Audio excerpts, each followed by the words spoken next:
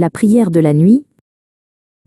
Il s'avança vers son tapis de prière. Ce n'était pas seulement un exercice de piété, mais un rendez-vous. Il savait que le Qiyam al-Layl, la station nocturne, exigeait une vigilance que le corps préférerait marchander pour le repos. Alors qu'il se tenait debout, récitant les versets, un souvenir, une leçon ancienne, traversa son esprit, comme une étoile filante.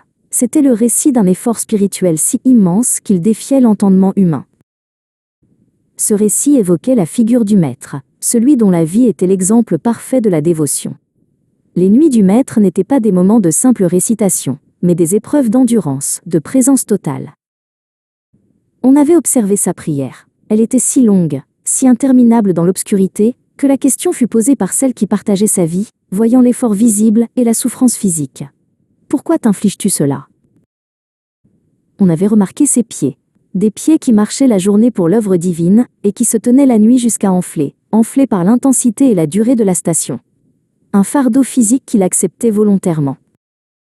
La réponse du maître résonnait à travers les siècles, cinglante dans sa simplicité. Ne serais-je pas un serviteur reconnaissant ? La gratitude, pensait Harith, n'était donc pas un simple mot prononcé du bout des lèvres.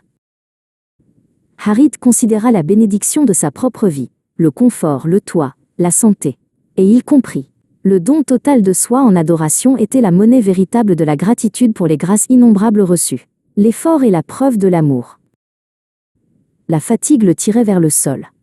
Mais le souvenir des pieds enflés, offerts en sacrifice, lui donna une nouvelle force. Si le modèle de toute perfection devait s'épuiser ainsi par pure gratitude, qui était Harith pour marchander son sommeil? Il termina sa station. Le silence de l'aube portait désormais le poids d'une vérité renouvelée.